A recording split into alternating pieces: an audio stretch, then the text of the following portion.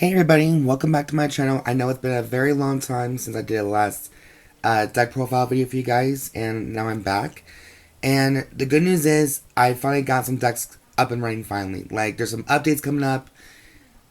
Oh, trust me, it's been a crazy ass few months. Last time I did a deck profile video for you guys. So, with that being said, we finally got the two updates we need from set 7. I know it's been a long time due, but I finally got the set 7 collection fully. So I'm here to finally share it with you guys. And I know it's going to be like, oh my god, this bitch is going to be so slow. You're not going to be up to date with set 12. Believe it or not, I will be. It just will take time. A lot of things have been kind of hitting me as of late, so especially this cold. So forgive me if I'm kind of late, taking my time with this, and I want to give you guys the best deck profile as much as I can, so that's why. So in this video today, for our deck profile weekly video, we are doing the update version of Youthberk Skyfall arms from set 7, but unfortunately this is not just going to be set 7, this is going to be a bunch of it, you know, like from other sets and set 7 combined, so like a little bit of a mix here and there. Unfortunately, I didn't get everything from set 9 or set 10 for Youthberk, so that's going to be a big no. There's going to be a little bit of while for that. It's okay, cool.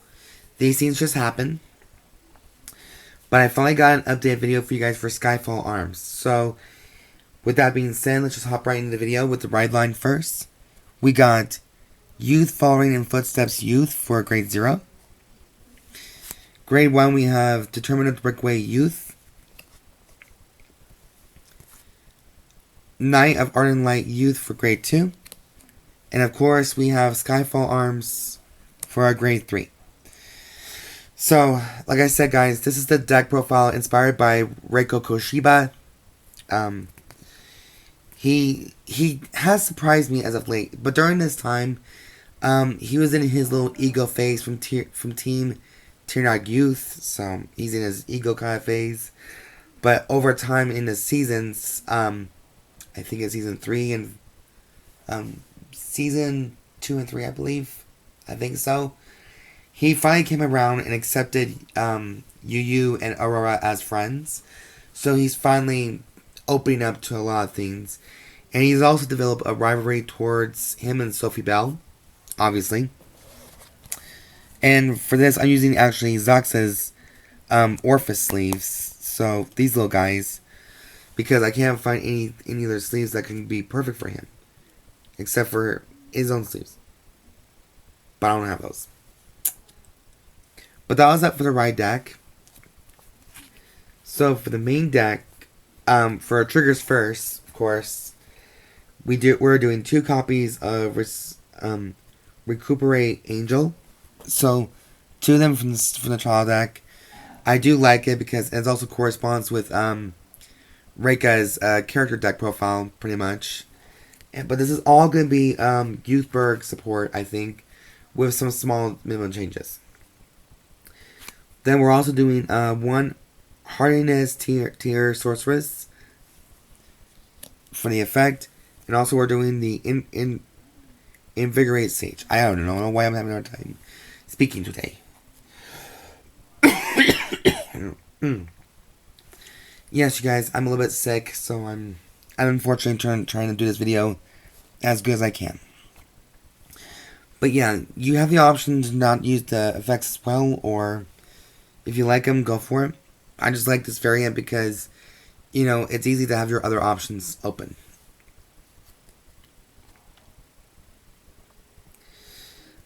We're doing 2 draw triggers. So we have Protection Magic Prorobi.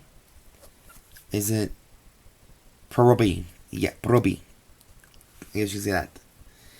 And also we're still doing the usual 7 criticals. I know people like to do 8 crits because they don't like front triggers all too well. Why is it that no one likes fronts? They're very handy. I don't know. People thought that draws and criticals are the only thing you need. Okay. So for 7 criticals, we're doing 3 copies of Volition, Rigor, Dragon. I was debating on putting on the night critical trigger from the festival collection, but I figured this one would be more appropriate with Youthberk. Then we got 4 copies of Bleed for the Dragon for the Soul critical ability. Soul charge pretty much for free. 2 fronts, which is Bard of Heavily Song Alpacc for 20k shield, and of course we got the Overtrigger Light Dragon Deity of Honors Amartinoa. So we got that. This is how I play my decks. This is how I like them, and I can try to change them as much as I can to the best of my ability.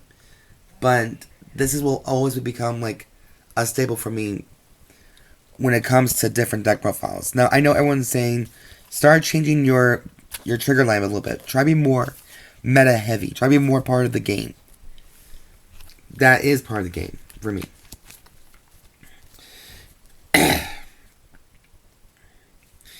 Okay, that's the trigger lineup for grade 0.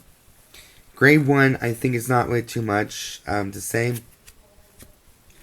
I'm starting to see that most of my decks are starting to become more grade 2 heavy, because I like the idea of I like some of the effects that the grade 2s provide for each deck. For grade 1, we're playing 4 copies of Witch of Accumulation Sequana. So I finally got her. She was an expensive ass bitch back then, as far as I know. Now, since she's a new collection, I'm going to read her effect. During your turn, if you have a Vanguard with Youthberk in its card name, this unit gets 2,000 power, so 10k right there. When your unit is placed on Vanguard by RevolDress ability, put this unit into Soul, choose one of your Vanguards, and increase or decrease its drive to 1 until the end of turn. So if you want to, you can go full triple drive if you really want to. Personally. And then we got 2 copies of Knight of Vanquished Bow Stilth. Stilth is from the set 9 collection. His effect is only for the back row center. When your Vanguard is placed on Vanguard by the RevolDress ability, stand this unit, and this unit gets 10,000 power ending in turn. So it does make up for the 5k attack that he has. So that's good. We have 3 copies of Palladium Zeal Dragon for our complete guards, and 1 Elementaria Sanctitude. I think it's safe to say that this Blitz order is now an official staple and is essential to all decks. Just like the triggers, the stuff here and there. I think this is kind of perfectly all you need. Pretty much.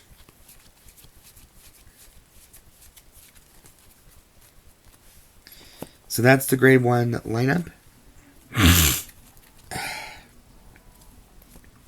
Excuse me, guys. I have a little bit of a cold. Now, for grade 2s, I am playing 11 grade 2s in this deck. I know much more than the grade 1s that should be. I'm playing 4 copies still of Knight of Fracture Schneisel. No surprise, not that any of you guys are shocked with that one, because he's still good to a certain degree, especially if I'm so far behind on the sets. I didn't even get Godbrike. Godbrike from the Keter section part. So unfortunately, you gotta use what you gotta do, right? I'm using 3 copies of Knight of Tempestness Frida. So 3 of her. And then 4 copies of Knight of Rendering Flesh Calibre. Calibre was also an expensive card too. And I also got a couple of reprints. A reprint in the Graham Grace start deck. I think so. And its skill is right here is when this unit is placed on rear guard, Counterblast 1 and Soul Blast 1. Look at the top 3 cards of your deck, choose a card from among them, reveal it, and call it to rear guard if it is grade 2 or less unit card. and put it into your hand if it is not. Shuffle your deck. What they could have said about that wording, the text part, is if it's not a grade 2 or less, put it in your hand. You know? But it is what it is.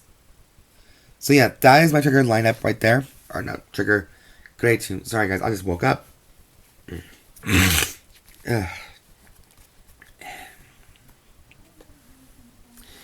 And then finally for grade 3, we're also playing 9 grade 3s in his deck. So we are still playing the 3 copies of Skyfall Arms for Persona Writability. 1 copy of Youthberk RevolDress Nest, the fire one. 2 copies of Youthberk RevolDress Gust. And of course, I finally got him after a long wait. But I'm also using him for 3 copies only, just to sample it to see if it's really, really good, or it needs to be dropped down to 2 or 4, whatever. 3 copies of Youthberk RevolDress Tempest. And since Tempest is a new card for me, when this unit is placed on Vanguard by RevolDress ability, all your front row gets plus 5,000 power in the end of turn. Good. Then, Counterblast 1. Reveal the top 2 cards of your deck. Choose one of your opponent's rear guards with the same grade as any of the revealed cards, and put it on the bottom of your deck. Put all the revealed cards into your hand. Okay? At the end of your turn, choose a card with... Yeah, it just has that same ability. So, it's just the first effect we need to focus on. So, that card alone is very broken. I was debating on putting it up maybe at 4 of, but I want to give all the Revolve forms a chance to have an experiment. At first, I was going to do 2 Zest, 3 Gust, and then 4 Tempests, but I want to have more grade 2s in the deck, so have a more feel to it. So this is a good sample play for me. And honestly, I do kind of like the new artwork on it. It's amazing, whatever case might be, pretty much.